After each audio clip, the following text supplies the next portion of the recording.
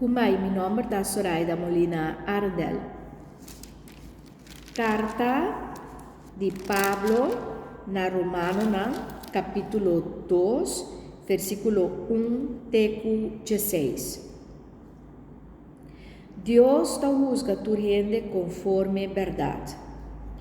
Pensei mes, mi amigo, não te importa quem abo que te juzga tu outro gente tá. Abo mes não te desculpa. Mas sobre a hora que te juzga outro gente, tá bom mes bota condena. Já que bota hasi net e cosnan que bota juzga outro gente pe. Nossa que Deus coração ta juzga gente que ta hasi e tipo de coisa aqui. Pero abo, mi amigo, ta hasi e mes cosnan que bota condena. ¿Acaso você quer que você escapa do juízo de Deus? Ofta menospreciar bondade, tolerância e paciência abundante de Deus? Tá bonosa que Deus está bondadoso e pensei que trece cambio de movida? Pero o coração está duro, bota terco.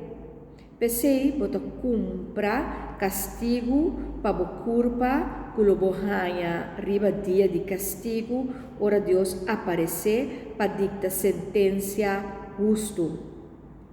Lo paga cada gente segundo seu acto não. Esnang que te sigue perseverar de lo que está bom e te busca glória, honor e vida que não te acaba nunca, Deus lo dona vida eterna. Outro gente te egoísta, te rechaza a verdade e te sigue lo que te robes. Ribanang, Deus lo baja su rabia e fúria. Tu gente que te pratica maldade, lo sofre e passa angústia. Estão que te judeu na primeiro lugar e estão não judeu também. Pero tu gente que hace bom, lo ganha glória, honor e paz. Estão que te judeu na primeiro lugar e estão não judeu também. Mas sobre Deus não te hace distinção de persona. Esnang que não tem lei de Moisés, te peca e vai perder sem lei. Mas eu digo não que se tem lei de Moisés, ora não peca, te queda condenado por meio de lei. Deus não te aceita gente como justo, diz para sobre te escuta a lei de Moisés, senão para sobre esta cumpre com a lei. Estão no judeu que não tem lei de Moisés, pero que dinames tahasi lo que a lei manda, tabira nang mes lei. Nang conduta ta mostra que a lei ta skibi tem nang coração.